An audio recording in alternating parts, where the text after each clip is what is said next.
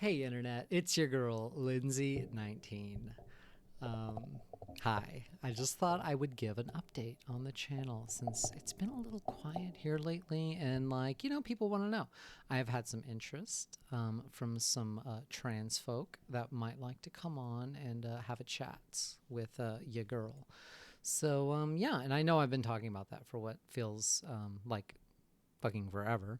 Um, but for reals now, because I was forced into buying a new computer because my other one just decided to stop because it was very, very old and it came from like a bank or something. I don't know. It was very old and very cheap, but it did what I needed it to do, and so I put off replacing it for quite some time, and then I just couldn't anymore. So I went to the bank, talked real sweet to them, and they liked what they heard, so they gave me some money right there, right then and there, and said, "Go, continue the sluttering." So the sluttering continues, and I have a nice computer now, and you know what that means? Editing software. That means that I can get like Lighthouse and like other things, audio things, whatever they may be. Um, and I can edit things because now my computer can handle such tasks.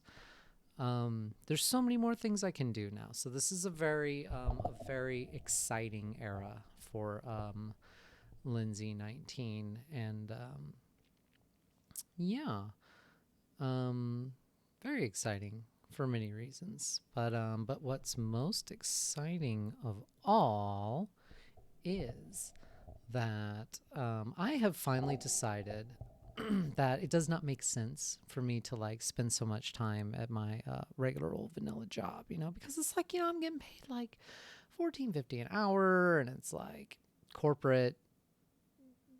It's corporate, you know what I mean? Like, ugh, like it's office space. It's literally office space. And you know what? I just can't do it. I just can't do it for any longer. So I'm going full time, and that's very exciting because that means I'll have an actual opportunity to like expand my brand and do things and actually do things because I will have the time. Because for the last 7 months, I have been working 60 hours a week. If it was not 40 hours in corporate world, it could be 40 hours in fun world, and I would probably still make about the same amount of money, if not maybe more. It may be a little less here and there, but you know what? I can always work more because your girl's got that hustle. So, yeah. Anyway, so that means I can expand my pictures, which I'm playing with a new camera back there that I have probably decided I will buy from the person who let me play with it, because it takes very, very pretty pictures, and I like pretty pictures. So, yeah, we're probably gonna get that. And but so I mean, this means like I'll have time to like do pictures and make videos and stuff and do all the things that like I just can't do because I just don't have the time. Um, not a decision I took lightly. Like I said, I've done this for 7 months, and I feel like I've got a handle on it, and I feel like I've got like enough. You know, I feel like it's good. I feel like everything's good. But I want to, again, talk about expanding the brand and everything. I really want to get a little bit back into the podcast, especially now that this should be the last video with this little microphone here, because I have another one coming that's much nicer, and it's pink, and that makes me happy inside. So that's going to come soon, and then I'll have this one to do if I want to do like an in-person interview or something, which I think would be very fun. Um, to have one of my trans siblings in here in the flesh or the synthetic, if they are also transhuman and have achieved extradition from their biological confines. And if they have, good for them. I hope one day I can meet that same fate. So, yeah, so that's become a focus of mine again, is thinking about getting the software that I can use now, um, to make these videos, because I want to do them with video. I want to do the interviews. Of course, audio will be available, but I want to do them in video because I think for a lot of trans people, or I don't know, specifically, I should not talk for all trans people. Specifically for me, I think it helps for me to be seen. Because, my voice kind of sounds like a dude. Yeah.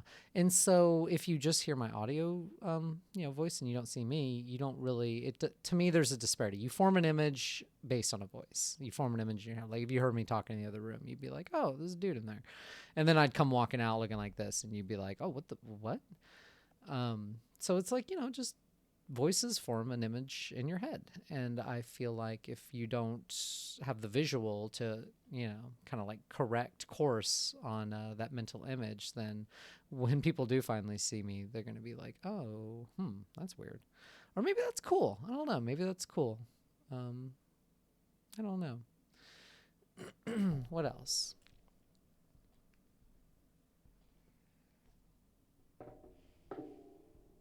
I have a couple of guests that would like to come on, and I would like to have them on. And I plan on reaching out to them soon when I've got a little bit of a handle on things. I'm going full time starting next Tuesday, so that's when I will officially have time on my hands to do things. What else? I feel like it's trashy to hit a vape on a podcast. Is that trashy? It's pretty trashy, isn't it? It's okay. Because I'm pretty trashy too. So this is very much in character with what I would do. Because you know what? When it comes down to it, it's my show. It's my podcast. I can be comfortable. I can do whatever I want. And you're here, so either deal with it or leave me an angry comment. I will listen, sure, and I'll change my ways. Based on your angry comment.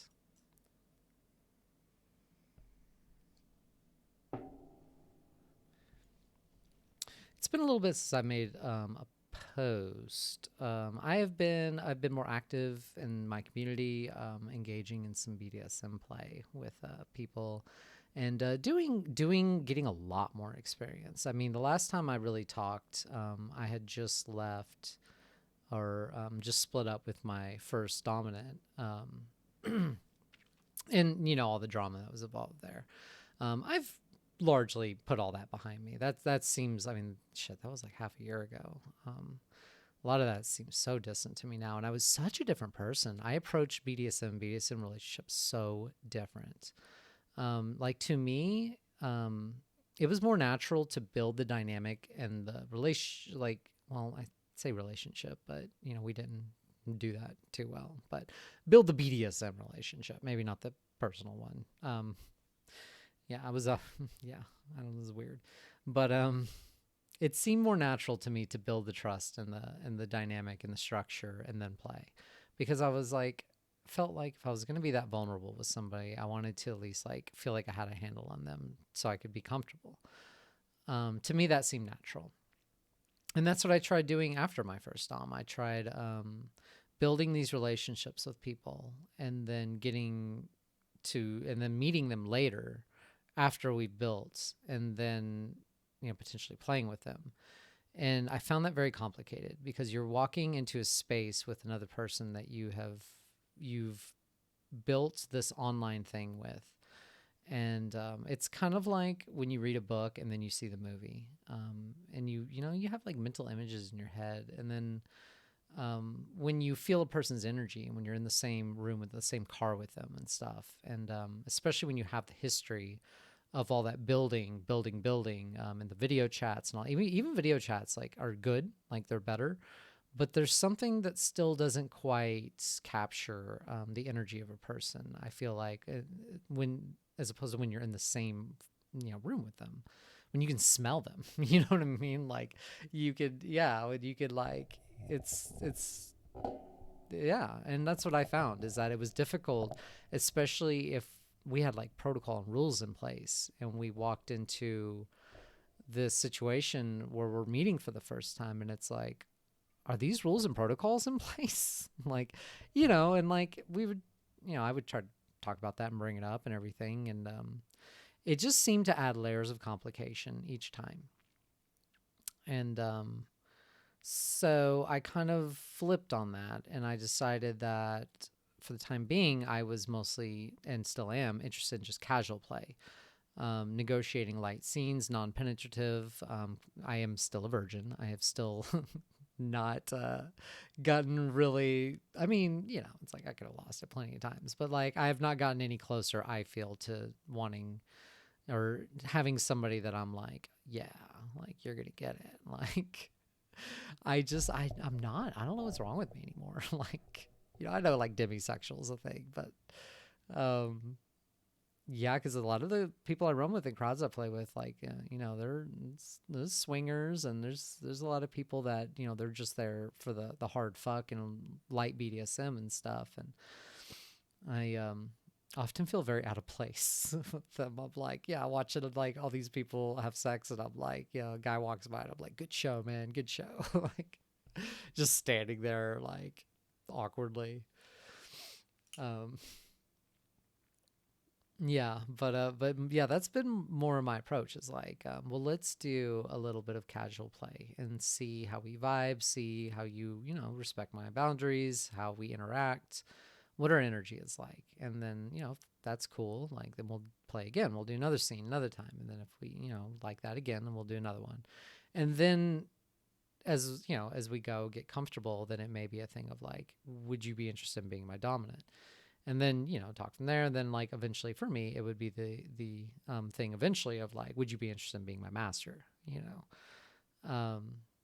But that's now the direction I move, which is, to me, felt not, maybe not dangerous, but risky for me emotionally at the period of, at the stage of my life I was in, to make myself that easily vulnerable with people, without not knowing them a little bit. But luckily with community, especially, you know, I can vet people, and I know so and so plays with all these different people or has played with, and I can talk to them if I want to. And so that has been extremely helpful in facilitating that.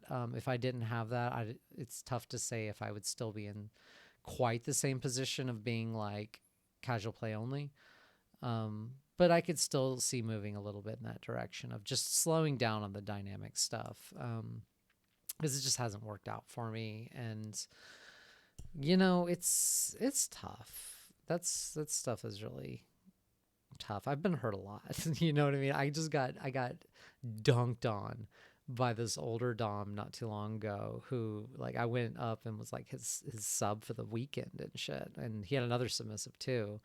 And she was great. Like, we all got along really well. She and I really well. Um, and part of me thinks a little bit too well for him. I think he did not like how well she and I got together, or how well she and I got along. That's just my theory. Um, but yeah, dunked on hard, and you know, I spent like 2 months talking to this particular couple, and mostly this particular dom, leading up to this weekend up there. I'd played with them once before, and yeah, everything that we did play wise and scene wise was fantastic. There was only like 2 instances that I was like, shit, I wish that hadn't happened. But nothing like too bad or anything like that. Just unfortunate. But the whole weekend was wonderful. It was them ghosting me for 48 hours after I got back to town. That was the real hard part. Yeah, that was, and then a Dear Jane letter, explaining that I crashed too hard after scening, after he essentially withheld aftercare on me the second night, did not respond to my touch when I needed support. Um, and I experienced the hardest, most nuclear sub drop of my life that night. I cried so hard, and he could not get me calmed down at all. And you know, she could. Part of the problem with that whole situation is that we have been doing scenes and playing all weekend and everything. I have been relying on her for aftercare because he wasn't giving me any, and she was so good at it, and we connected so hard that I didn't even think about it. I did not even think about the fact that how wrong it was that I was getting aftercare from the other submissive and not from the dom. Because I was having such a good time, and I wasn't sub dropping because she was constantly there to like meet my emotional needs. She was very good at it. But that after we did a particularly exhilarating couple of public scenes in the club, he wanted to sleep in the middle of the bed with us on either side. And I didn't know how to respond because I was already kind of sub dropping in that moment when he told me. And I had been looking forward to getting aftercare from her after the club and stuff. And we get back, and he's like, "Well, I'm going to be in the middle," and I was just like, "Okay." And he was like, "Is that okay?" And I was like, "Yeah." But another thing about it is like sometimes when her and I be fooling around or something, he would come like watch us or look or something. And and those eyes I felt on us, like I was always like, God, he's about to grab me and like tie me up and pull me away or something, which, wouldn't have been unwelcome. But there was something about him noticing us, which I think made me uncomfortable. And those eyes when he looked at me and was like, okay, I felt those were the eyes that I felt on me when we were having our fun and he was kind of being left out. So I didn't argue. I was like, okay, and so I got in, we got in bed. Like he didn't like touch me or anything. So I was like, I told myself, I was like, you need to get aftercared. And so I tried to, like cuddle him, like, cozy up to him. And he didn't respond to my touch. And I stayed there for a second, and he didn't like nothing. Like he didn't even like move a muscle when I like put my hand on his chest and his arm and stuff, like nothing. Like he was like I wasn't even there. So I pulled away, like praying that he would like pull me back or something. But he didn't. He let me go. And I kind of curled off to the far side of the bed, and I cried as quietly as I could for about 5 or 6 minutes. And then, like, I hear them kind of like kissing and stuff and cuddling a little bit. And then he says, he like lets out the sigh and is like, yeah, I'm a pretty happy guy right now. And like, as he said that, and I was already crying. I just fucking lost it. I could not like, and I was still like, I thought for sure they would hear me, but I was like trying my best just to like choke it down and just tell me, dude, do not fucking crash like this. Like right now, like, no, this is not cool. And, they didn't hear me, and I started to hear them start to fall asleep. And this was the lesson I took from my first dom. If you need something, speak up. That's the lesson I took from him. Because he was right when he told me that. So I was just barely able to choke it out, and I was just, all I could say was I'm and as loud as I could, I was like, I'm dropping, and they were like, what? Like could barely hear me, and I was just like, I'm dropping hard. And he rolled over real quick and grabbed me real tight and held me to him. She was there with her arm over him, like caressing me and stuff, and I cried so hard. I knew in that moment, like he, and I felt it earlier in the day too. Like he was done with me. Like he had gotten what he wanted from me. He didn't get a few things from me that he wanted, and I felt he was disappointed in that too. But I knew it, and I was so upset that I had made myself so vulnerable and done so much for this man who did not give a fuck about me. And he could not get me calmed down. I absolutely actually hated his arm around me. But I was just like, it's all I have, and eventually they switched, and she came over and cuddled me, and I fell asleep. She got me worked down and stuff. And we've been doing chat, like imagine this, like we have been doing chastity all weekend, and he had been orgasm denying me, which is great and wonderful.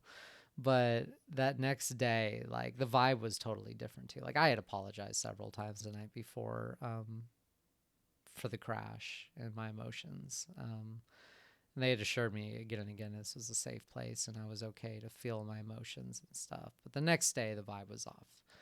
And when I was packing my things, he took the key to the chastity cage off his neck and put it in my hand and said, I want you, and looked me right in the eye and said, I want you to go home and take it off and have an orgasm.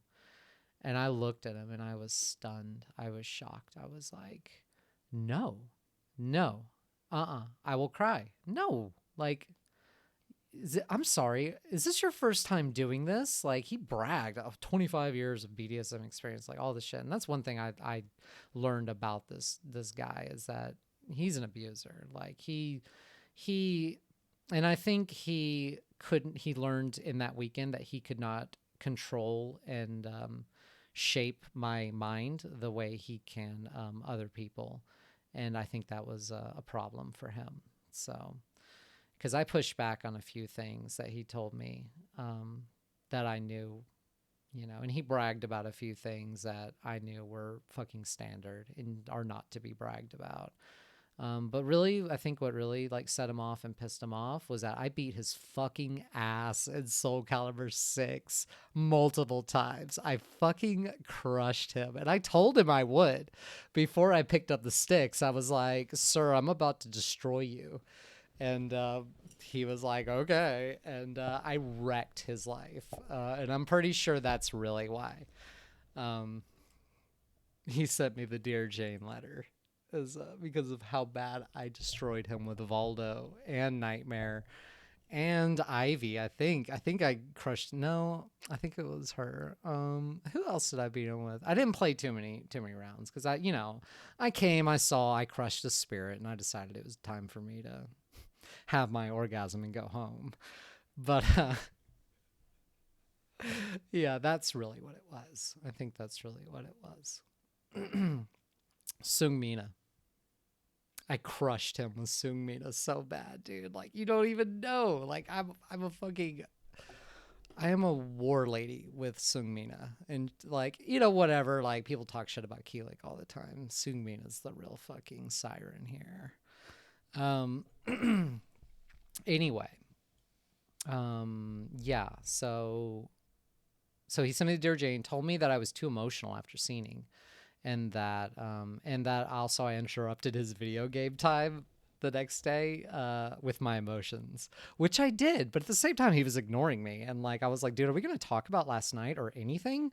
Like, hello, still want my aftercare. Like, and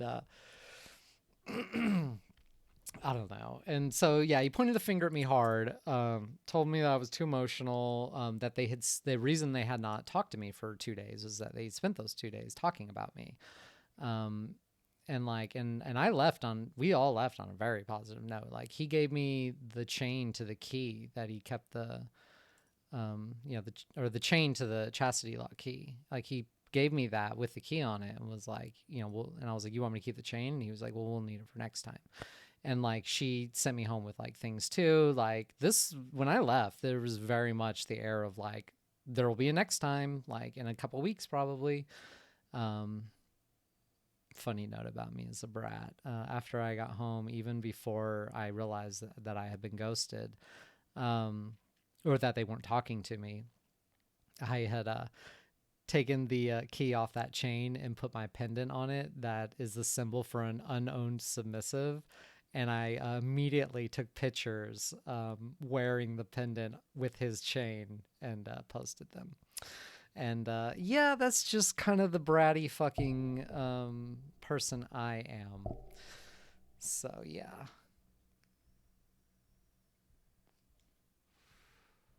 Because I went, and when I left too, I knew I was aware of some of the red flags that I experienced in that weekend.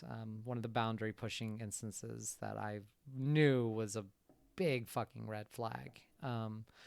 But like he was so hyper focused on the chastity, and he had been for the while that we've been talking, that when I left, I was like, you know what? When I go back in a couple weeks, I'm going to tell him no chastity cage. I'm going to tell him I want to play and do another weekend, but no chastity involved.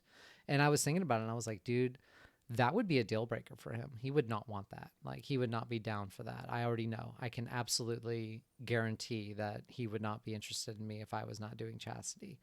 And that I knew, it's like, I know I'm a fetish to him. I know. Like, he worked hard that 2 months to make sure I felt seen as a person, that I felt safe with him in my gender identity. And, but there were signs and there were many hints, and I ignored them.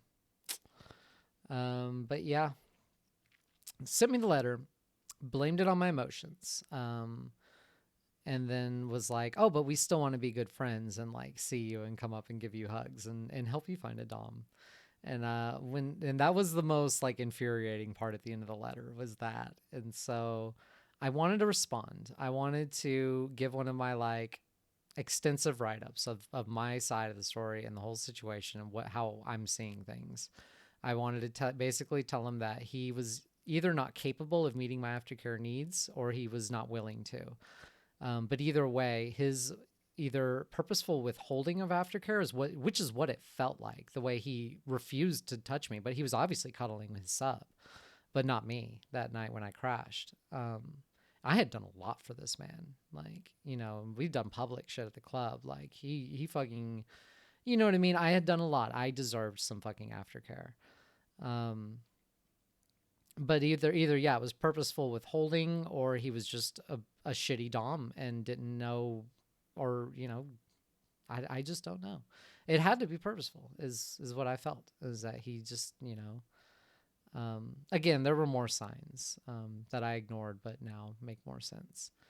But I was going to respond to the letter, and then I felt that it was designed to get me to dig a hole for myself, or to have this reaction so that he could point at it to the community if he needed to,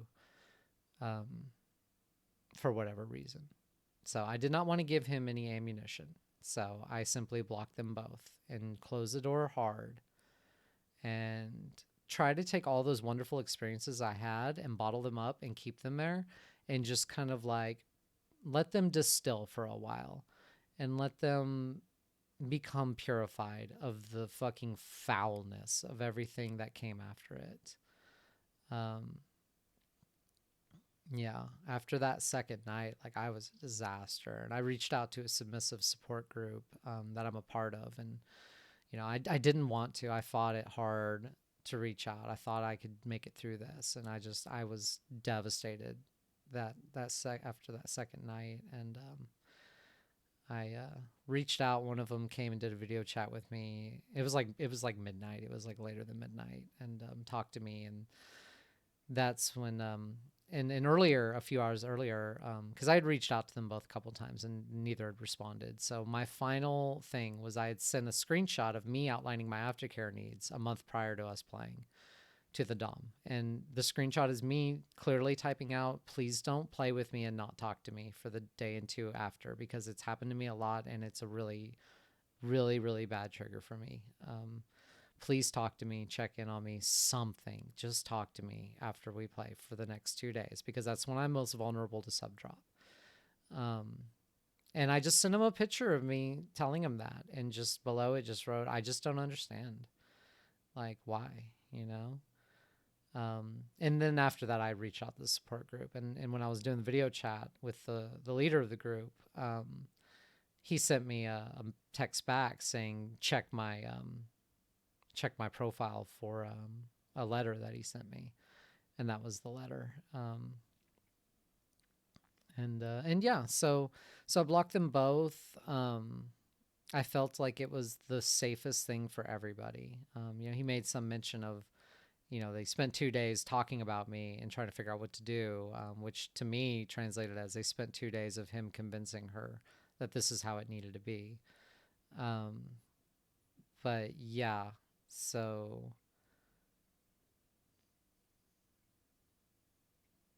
which honestly, it's for the best. Like, this all could have happened without the horribleness of them leaving me hanging for 2 days and letting me stew in my own crazy juices. Because again, this was yet another time this has happened to me. Each time I talk about aftercare with DOMs and potential D types, are all like, "That's crazy. How could people do that to you?" Like, and it just keeps happening, and I just don't understand. And like, I mean, I have my theories. I got abandonment issues, and I think part of it is like I'm somehow more likely to choose partners who are more likely to abandon me or treat me badly or something. But I don't know. It took me a week or so to really recover from that. But after I did, I moved on. And well, I mean, I'm still moving on. I finally felt comfortable enough to really talk about this, I guess, because it was all still too fresh recently. But I felt like it was something I should talk about or make a note of, because it's very formative for me. Since then, I have kind of scaled back my hunt for a dom, um, substantially. I'm much more interested in just doing casual play, and maybe dom will come one day, but I don't have the craving that I used to for the structure, the rules, the protocol. Just because again and again, I've just been let down so many times, and built these things with these people online, and then what turns out they won't meet me, like they're unwilling to meet, and those are lessons I learned back in November and December, like or December and January was like, just I had to stop. I had to stop building with people online. Even after I play with them once, like even then I'm still like gun shy about doing all the building and stuff online. It's just I so much time and effort and emotion into this and all these things, and I'm so worn down. Um, so I've more embraced a different side of me lately, my exhibitionist side, which I'm really been getting in touch with, because really there's a lot to it that I'm just now exploring and finding out just how into it I am, and I'm not talking about exhibitionism as in like like exposing unconsenting people to my body or anything. I'm talking about in a club setting or an event setting, doing scenes in front of people, or doing rope in front of people, or tons of other things in front of people. If there's people watching, I'm into it.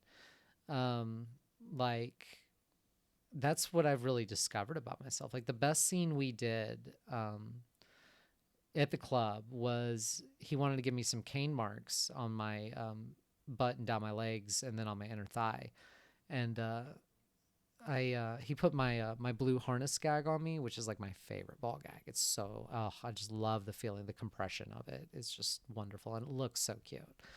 Um, but he put that on me and got me like on all fours on a table in the middle of the main room at this club, and there's like people at the bar and like people just around hanging out doing their thing and shit talking, and I'm just like on all fours in this table, with this harness gag on, and he's like comes up to me and he like gets in close. He's like, "I want to leave these marks on you. You want the marks.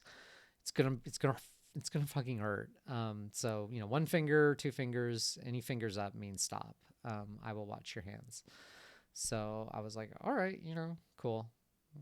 Never really had a caning, but let's do it. So he did it, and after if you never have a cane, like it hurts, but then the pain like travels deep into your body and it like hurts more. So it's like after each hit I would like fucking scream and squirm and like recover, lift myself back up, reassume the position, get another one, like cry out, be like yeah, go through the whole thing, and then okay, I'm good. And then like ready for another one. And it was like it was the best scene I've probably ever done. I feel like there was something so beautifully cathartic about it. Like, cause I mean, I was a mess too. Like there was drool all over the table, and like after some of the later hits, like I just couldn't help it. Like my face was in it and stuff. And then like when I would lift back up, like my cheek would be all slobbery and stuff. And like I was a fucking mess. I was screaming. There were just people casually watching me. Like it was a beautiful moment for me, and I loved it. Yeah. So that is one thing about everything is like, he may have screwed me over, or been, really like cold to me and shit and treated me really badly, and but homegirl got hers, and she got a pretty chain out of it too, for her to be a new necklace for her unowned submissive pendant. So not a wash, cuz yeah, homegirl got hers. Um Yeah, so that was beautiful. But yeah, exhibitionism, even in the context, like being submissive isn't even so important for me. Like I'm so down to dom in front of a crowd. Like I feel like I could really put on a good show. Like um yeah, like a real strong performance. And it feeds into what everything else I do too. Is like I think that's why I enjoy the work I do so much, is because I'm being seen and people are like loving it, and like anytime there are willing, watchful eyes on me, like I'm into it. Like please, like I want to share myself and my body with as many people that want to you know be shared with. I don't know. You know what I'm saying? I don't know what I'm saying. Um, what else? Anything else?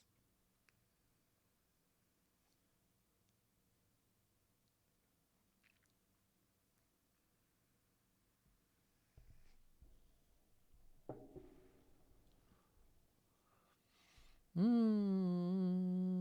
don't think so. You know what? I don't think I really have any more to share. That's about the major updates. Life change as far as like my work goes. Some changes to the setup coming here. Oh my god, I'm getting lights. I'm getting lights on Saturday. I'm gonna have lights. This room is not gonna be yellow anymore. You're gonna be able to see that the walls are actually olive colored. They're like green, but they look puke in this light. But it's not gonna be the case soon. It's gonna be so nice. I hope. Um, so yeah, and the new microphone. If there's lip sync issues still, I don't know if there is. If there's lip sync issues, tell me, because I feel like there is, but sometimes I feel like there isn't. I think I'm crazy. I don't know. Yeah, updates to that. Updates to my life. Yeah, still a virgin. No closer to losing that. Um, somebody approached me recently with some interest, and she's very cute, and I like her. And you know what? Best of all, she's my age. Like I feel like all the people who've been approaching me are in their like mid 20s and like 24, 25 and stuff, and like I'm not an ageist, like that's fine, like great, but it's just nicer to kind of, I don't know, be a little closer, because that was the other thing about the couple that I stayed with, is like I was 15 years younger than him, and I was 15 years older than her. I was right in the middle. And yeah, and which, I mean, is fine on its own. I have no problem hanging out with people who are not my age. It's just, I don't know, like maybe it's time I try to date somebody my age. I don't know. I mean, we get some of the same references. We grew up, we watched Ace Ventura. Like, you know what I mean? Like, God, Ace Ventura was transphobic. Like, you ever go back and watch a bunch of like the 90s movies you grew up with and you're like, God, these are hateful. Like, you know, yeah, Ace Ventura was absolutely, when they do the big reveal and all the cops like vomit as a reaction to her having what she has, like for her wisdom, that reaction for her wisdom, that's so sad. Like I hope people don't react like that when they find out I have wisdom. Um, yeah, like holy crap, dude. um, but yeah, we grew up on that. So I'm sure we'll have fun talking about that together, and that's one of the advantages of dating somebody your age. God.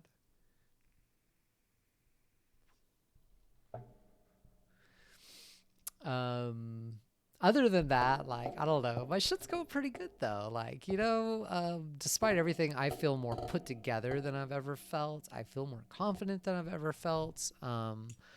I I think that I am going in a good direction, even though this is definitely a bit of a shakeup for my life. I think this is for the best. Yeah. Okay. If I just continue to talk, it's just going to be a bunch of ums and uhs while I like think about like random crap to talk about. I could go through some new comedy bit stuff though. I got more jokes. Homegirl got more jokes. Um, yeah. I want to go do. I want to go do some stand up. Let's go make people laugh. Or leave, either one. But both are funny to me. People laughing or leaving. Yeah, okay, that's I don't yeah. I should have already ended the show. Goodbye everybody. Thank you for being a fan. Thank you for keeping up with ya girl. Get at me on socials. All that jazz. Okay. Goodbye. Homegirl out.